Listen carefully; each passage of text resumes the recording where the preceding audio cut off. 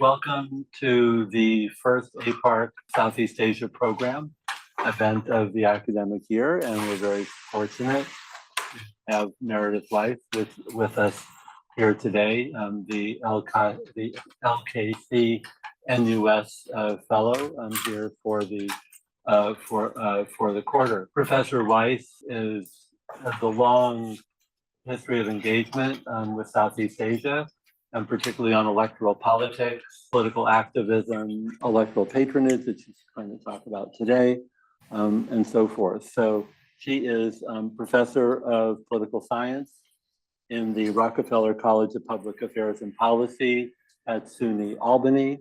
And she is also the inaugural director, I want to get this right, the SUNY CUNY Southeast Asia Consortium, which includes all of both the SUNY and CUNY systems, if I'm correct. She has an incredibly long list of publications, which I'm not going to go through. We'd be here for a long time, but her most recent books are The Roots of Resilience, Political Machines, and Grassroots Politics in Southeast Asia, published in 2020, and a co-authored volume more recently in 2022, Money and Machines, Mobilizing for Elections in Southeast Asia. And seems that those books are quite related to what you're going to be talking with us about today in her presentation, Mobilizing for Elections, Patronage and Political Machines in Southeast Asia. Thanks, David, and thanks for coming. Enjoy the fruit and the cookies as well. So what I am presenting today is a set of findings from a collaborative project that resulted when a group of friends who specialize in the politics of, respectively, Indonesia, that's Ed Aspinall, the other names up here, Thailand, Ellen Hicken, the Philippines, Paul Petcroft, and also Ellen, and Malaysia and Singapore, that's me, met up on the sidelines of an Association for Asian Studies meeting and started chatting, as one does, about electoral malfeasance. So we were interested in a set of questions related to the role of money in electoral politics.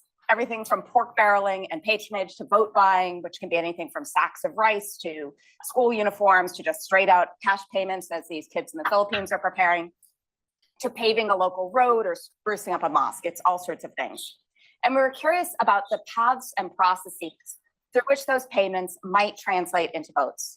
So we explore those ideas in a recent book, the 2022 one that David just mentioned, and I'll present the key findings from that today, but I'll add in some details from work on my own on Malaysia and Singapore, and I'll be happy to roam beyond this project in the Q&A. So for reference or to spur questions, I'm working currently on a book on socio-political development broadly in Malaysia, as well as wrapping up another sprawling project with the same guys, Ed, Alan, and Paul, on urban governance in Southeast Asia, plus a few smaller projects related to aspects of mobilization, activism, and also democratic backsliding.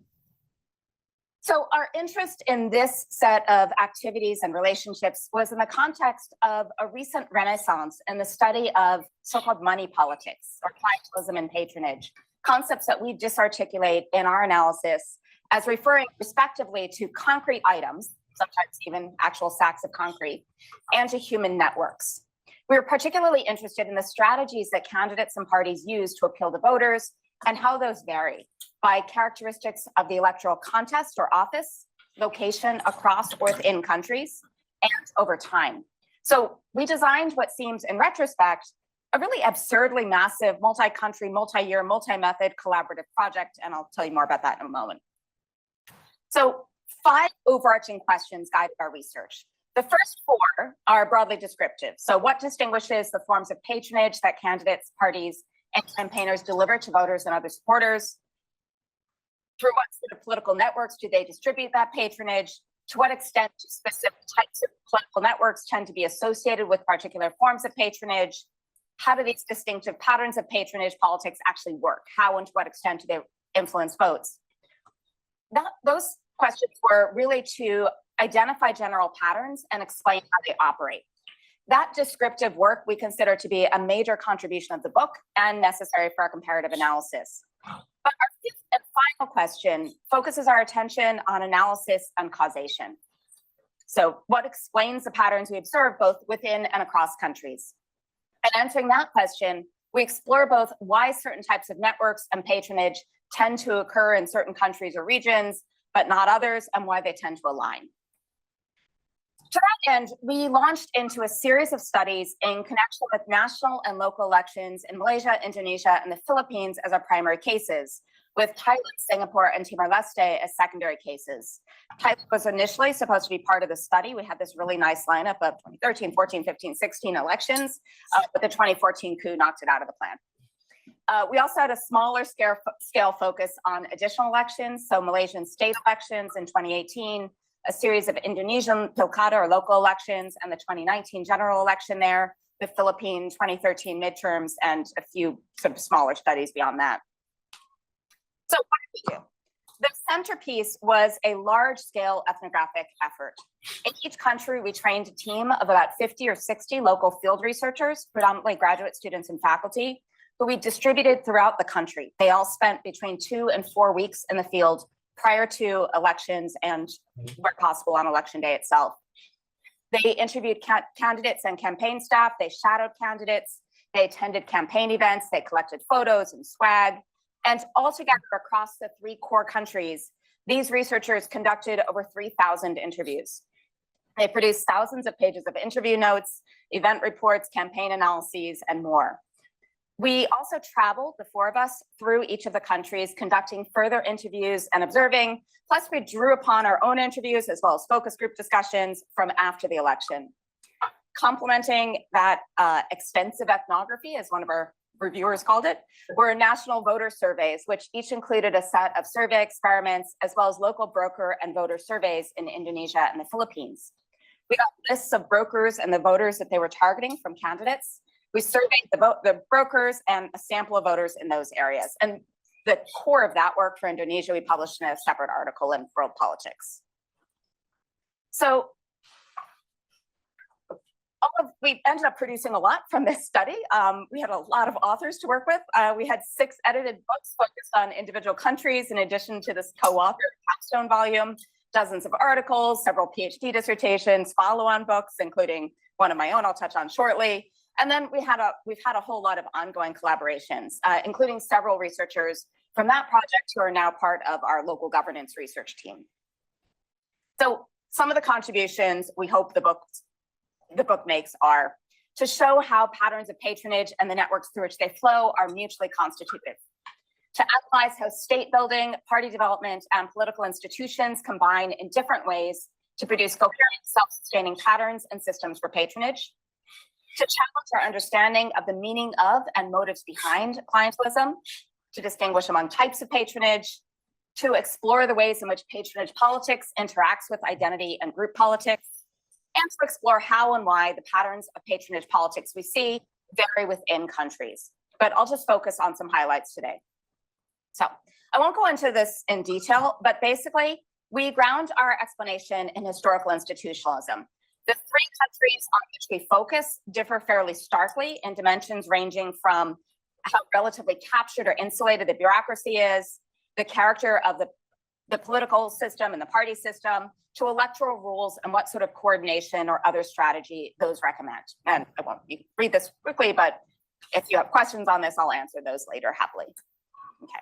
So our empirical research, building on this history, leads us to identify in the volume 3 different types of what we call electoral mobilization regimes.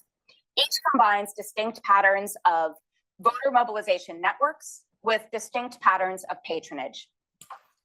We define patronage as benefits distributed for political support or party advantage. These can be from private funds or public resources, and they can be, a somewhat awkward language we use, micro, meso, or macro particularistic. That refers to the scale of distribution from the individual to the community or collective to broad base. The mix of patronage can and does vary, as does the mix of patronage and programmatic, in other words, non-particularistic distribution, things like national public goods. We consider also the timing of distribution at what stage in the electoral cycle, and at a broad level, but only a broad level, the sources of patronage resources, so the balance between public and private. So electoral mobilization regimes sketch broad national patterns. these tendencies. But we also find both within country islands of exceptions and smaller scale deviations from the norm. And I'll sketch the patterns that we find in a moment, but we then conclude the volume with some fairly normative policy recommendations of what might help to curb the ubiquity of some of these forms of money politics and foster more programmatic inclusive patterns. And yes, we've got a lot of jokes along the way about how we're studying money politics and are we writing a how-to manual. We did not intend that. Okay, so in Malaysia, campaigns revolve primarily around parties. This is our first type of electoral mobilization regime. On the peninsula, these are overwhelmingly national parties. In East Malaysia, Sabah and Sarawak, these are both national and state-based party. And this other spin-off book that I've gratuitously advertised there dives into the weeds or roots of party machines and the mix of both a political economy structured to reinforce a long dominant party and politicians who work the ground really assiduously to cultivate not just a personal vote, which is obvious, but really felt dependence on the party machine and the legislator as its avatar. Campaign teams in Malaysia are composed largely of party loyalists, including members of youth and women's wings. They're active throughout the electoral cycle, and they have enduring ties to local party organizations and often to the candidate specifically. The primary sources of resources for such patronage are the state, including public programs, as well as the party itself, and parties coordinate most distribution. We do find micro-particularism, that individual level distribution in spots, particularly in East Malaysia, Sabah and Sarawak, but there's comparatively little targeting of individuals or households compared with elsewhere in the region. It's primarily meso, that community level, and macro throughout the electoral cycle. But we also find in Malaysia more extensive programmatic, non-discretionary policies than in our other cases. In Indonesia, each candidate assembles an ad hoc, unique campaign team, usually called a team success. To build those teams, candidates draw on family and personal relationships, but those networks are limited. They're forced to rely on guns for hire, on people hired just to work on the campaign with tenuous connections to the candidate. Loyalty and shirking are major concerns. These workers, or brokers in the common parlance of political science, identify voters for the campaign, they collect those names, and then they distribute the money to voters. These are temporary teams. They dissolve almost always after the election with minimal expectation of an ongoing relationship between candidate and broker. There is here a greater prevalence of micro-level patronage targeting individuals and households, but also quite a lot of meso and some macro-level patronage, mostly concentrated around the time of elections. And because it's harder in Indonesia, that historical institutional premise, for politicians to access state resources than it is in Malaysia, patronage resources are much more likely to come from private sources than from state. Lastly, in the Philippines, we have a local political machine structure, which is often branded with its own team name and logo, such as this one here in Sikihor. That's the dominant form of political organization at the local level. These machines are usually centered around a locally powerful politician and his or her family, but they extend beyond this family core by personalistic or personal or clientelist relationships to incorporate layers of brokers who are termed leaders, LIDERs, who do the candidate's campaign work. They tend to be headed by mayors and governors. Unlike in Indonesia, these machines continue to function as patronage distribution networks between elections, and they endure from election to election. Because they're built up over time and they are enduring, they typically have fewer guns for hire and stronger ties of loyalty among members of the machine than in Indonesia. The local machines, like this RBQ one here, usually ally with national parties for general elections, but they remain distinct and they're essentially politically promiscuous. They may ally with a different party if it comes to pass. So there's a lot of focus in the Philippines on collective goods, so meso-particularism, alongside targeting individuals and households. Easy access to state resources, to pork barrel funds, means politicians draw more on public resources for patronage than in Indonesia. And we also find, for those who are more familiar with Thailand, that this is somewhat similar to Thailand, especially in the 80s and 90s. So we spend a good deal of time in the book focusing on micro-particularism, or handouts to voters. And I've mentioned these in the context of our countries, but now I'll dive into really what these look like. So these may be bags of rice, packages of noodles, prayer mats, different services like legal services, cash, and more. Again, for individuals or households generally. And they're often, but not always, distributed during the campaign itself, especially in each place. We found that there's a different name for it each place, like a dawn attack, but the night before the election tends to be a key moment. Microparticularism is ubiquitous in Indonesia and the Philippines. It's less common in peninsular Malaysia. This poster, for instance, from Malaysia says to take and use cash or cloth or sugar if some party gives it to you, but then to vote for the not corrupt PAS, the Islamist party, regardless. But microparticularism is common in, or more common in, Sabah and Sarawak. It gets a lot of press and condemnation, but we found very little social stigma, which was surprising. Much to our real astonishment, many candidates and brokers and voters would talk about microparticularism, about vote buying, quite openly, which led to some often hilarious, but just really great conversations and opportunities. So what do these handouts represent? How should we really think about them? The standard view is that this is contingent targeting with an expectation of reciprocity. I give you this money, you'll vote for me in exchange. That would require monitoring and enforcement. Did you follow through or did you renege?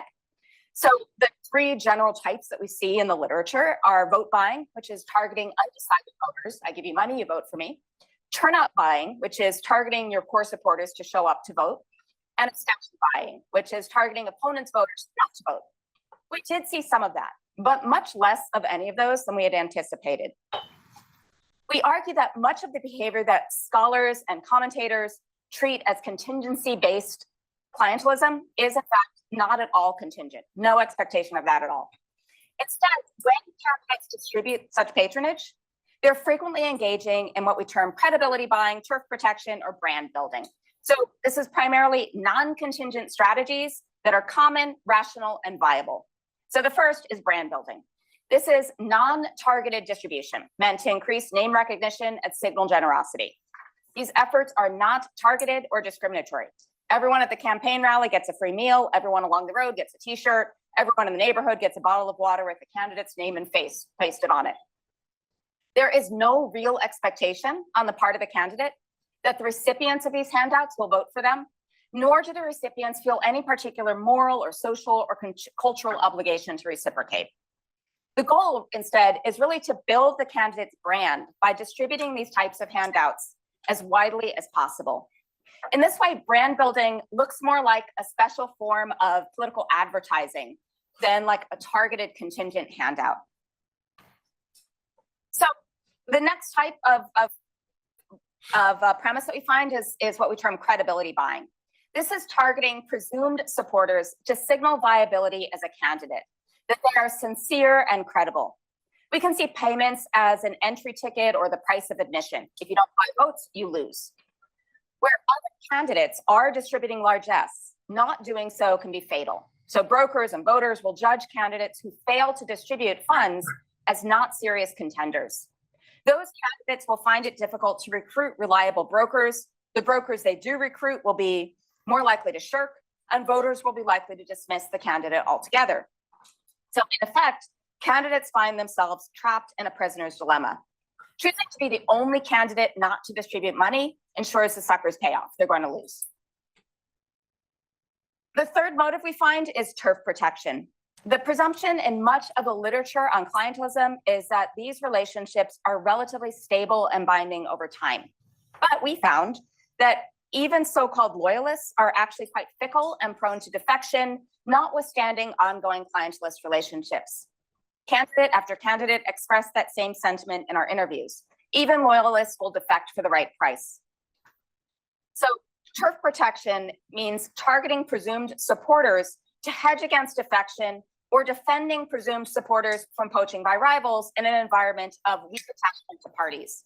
And my favorite quote in this vein is, blood is thicker than water, but money, especially if it's a bundle of 1,000 pesos, is much thicker than blood. So despite, as I said, there was so little social stigma, it was pretty remarkable. So despite how much campaigns invested in these payments, candidates, brokers, and voters alike said they would likely do nothing if a voter defected, if they either didn't vote or voted for a different candidate. Monitoring is costly, and they might need that voter support next time. Moving on to mesoparticularism. Again, this is what's usually called pork or club goods or local public goods. This involves distribution of patronage to groups and communities, or geographic or group targeting. We see this in all our cases. It's a very popular strategy. And we have 4 reasons for that. First, it's less costly than dispensing cash or other individual patronage to voters. It's a way to target a lot of voters at once. Second, it carries less social and legal stigma, something you can brag about. Third, it allows politicians to provide benefits to voters throughout the electoral cycle. And fourth, it promotes efficient monitoring by focusing on groups of voters rather than individuals. So there's a group incentive to all cooperate to get somebody elected. So what role does mesoparticularism play? So first, parallel to our argument about microparticularism, mesoparticularism is also not usually contingent.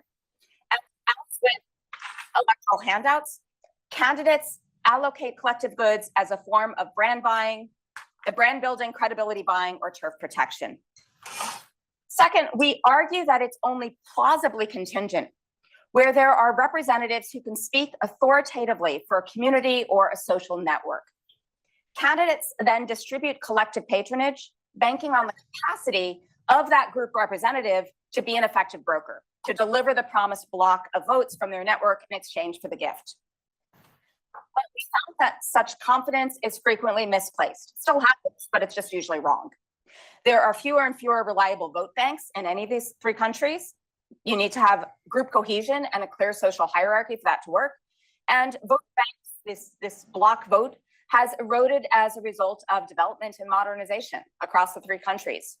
So this has led to a transition from networks of affect, which are oriented around religious or cultural or other social groups, to what we term networks of benefit that are tied to participants' income generating, employment, or other material needs. So farmers, cooperatives, taxi drivers associations, and so forth.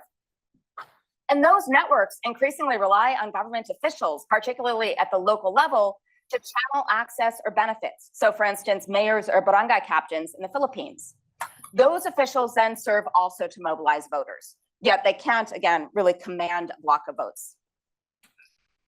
So, while in principle, it's possible to distinguish between programmatic policies and patronage targeted at groups or individuals, in practice, the line is often blurred. It's much easier to differentiate and distinguish patronage at the micro and meso level than at the macro level.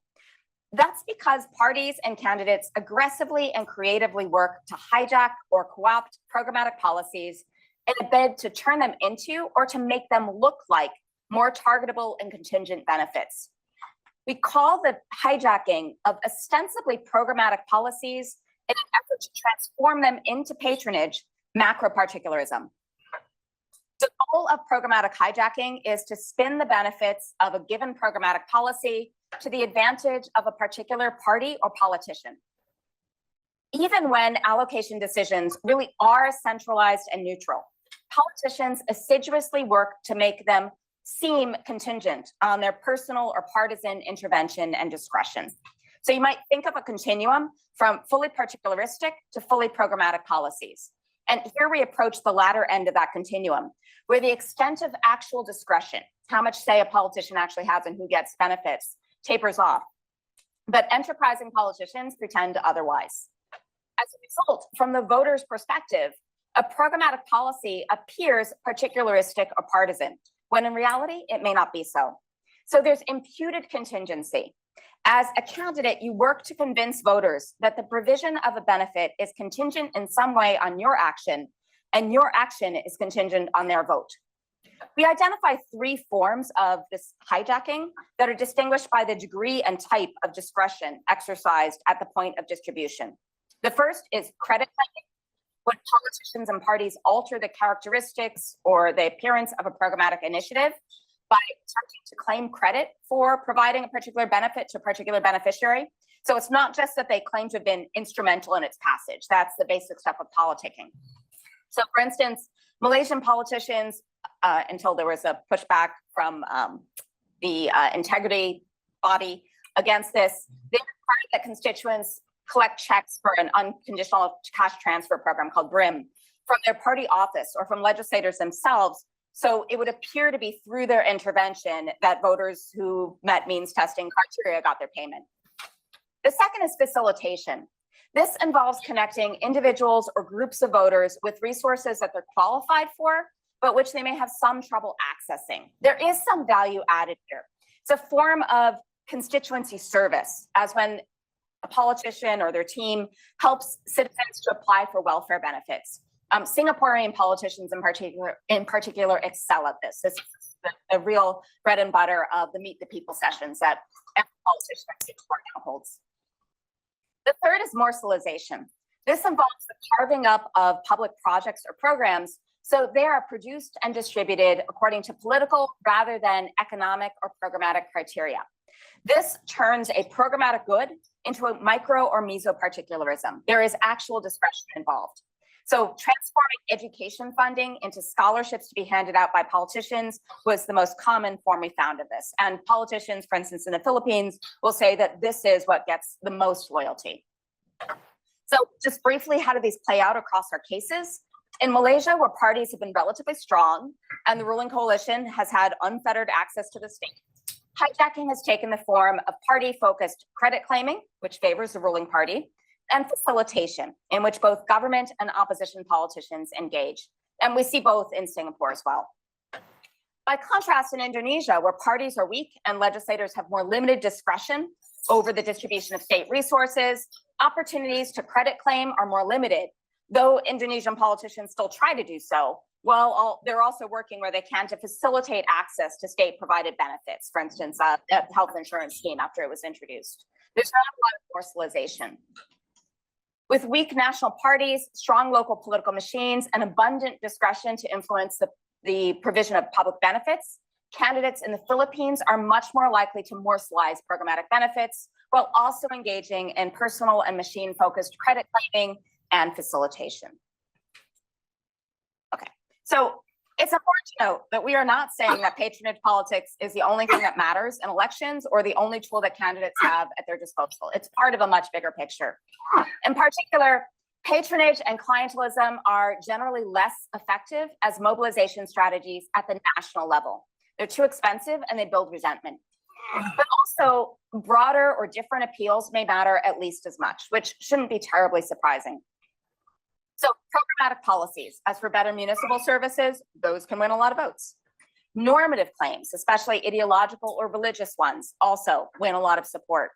There may be appeals based on an ethnic, regional, or other identity, or simple charisma, including populist appeals. Duterte, of course, is another key way that politicians might secure votes. That said, even taking into account these other factors beyond patronage and clientelism, what I've just sketched are general country-level patterns, but in each country, we also find important areas of subnational variation or islands of exception at two extremes, where politicians rely more intensely on patronage, often combining with coercion, or generally urban areas where programmatic appeals hold greater sway. So three dimensions are especially important. The first is concentration of control over economic resources, not just underdevelopment generally, where economic development occurs in a manner that produces local monopolies, for instance, around mining, plantations, or other resource-focused industries.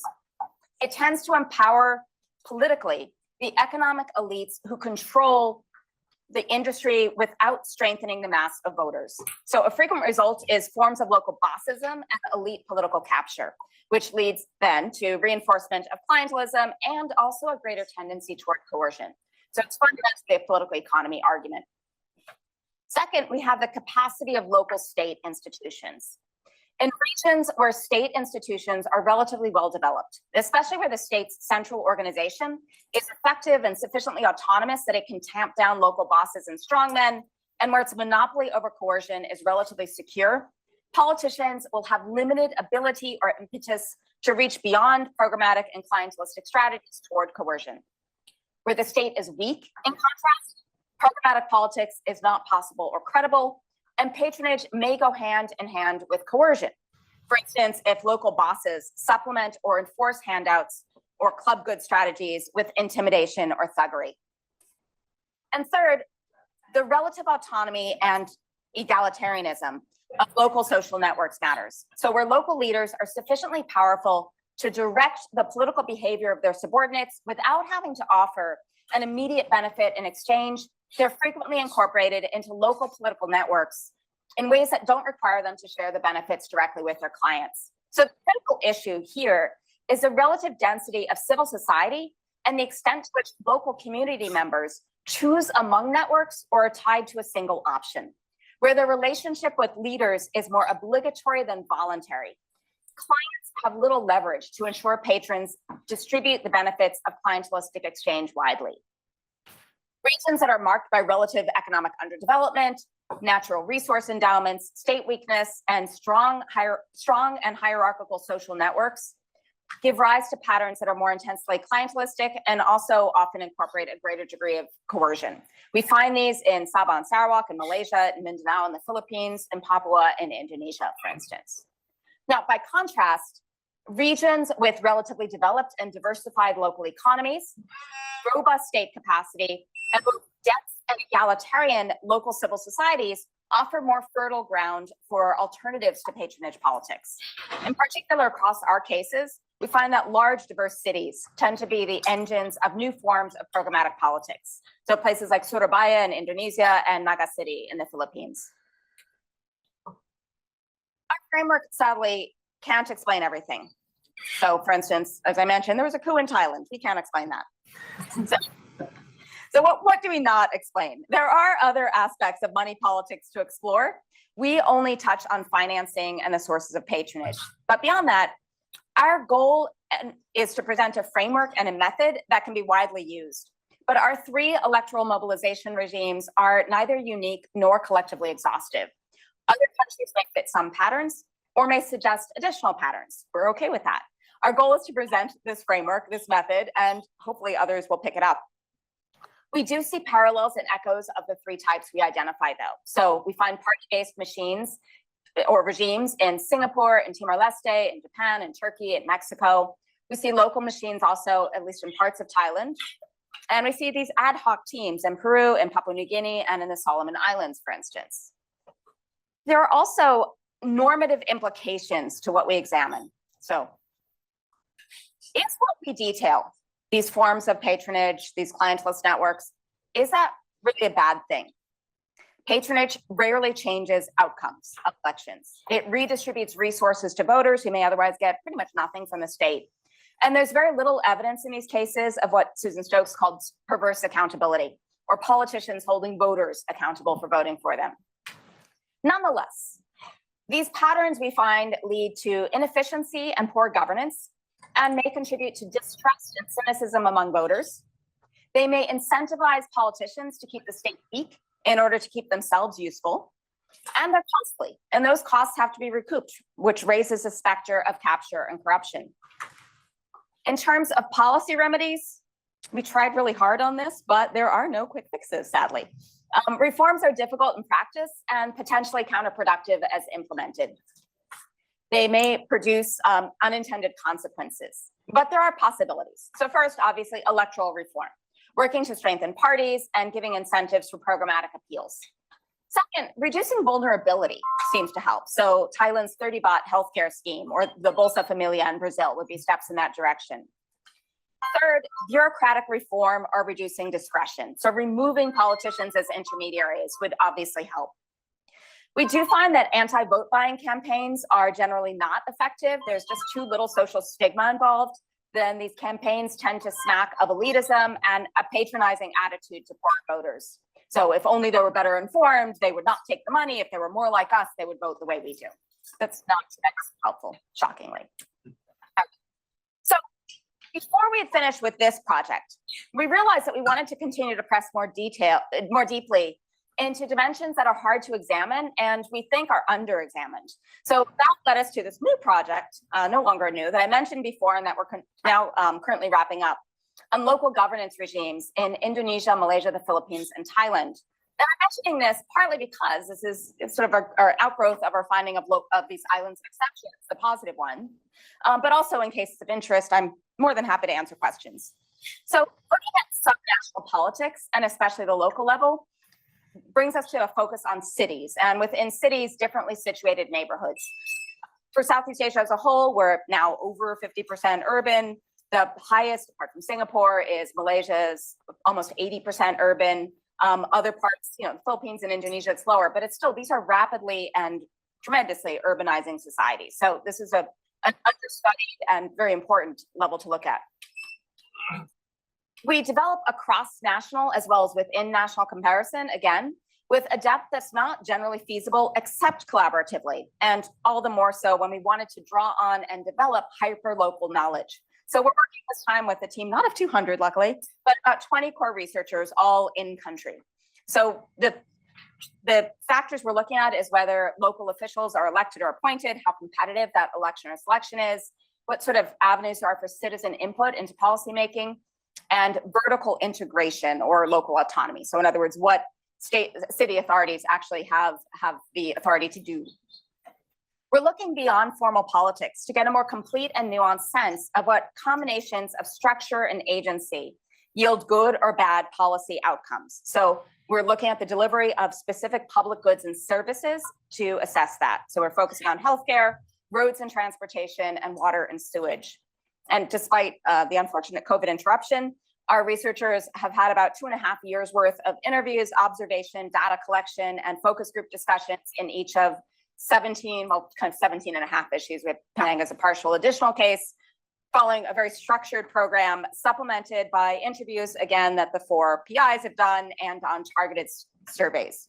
So I was trying to leave plenty of time for Q&A about what I was hoping for. So I'm going to stop there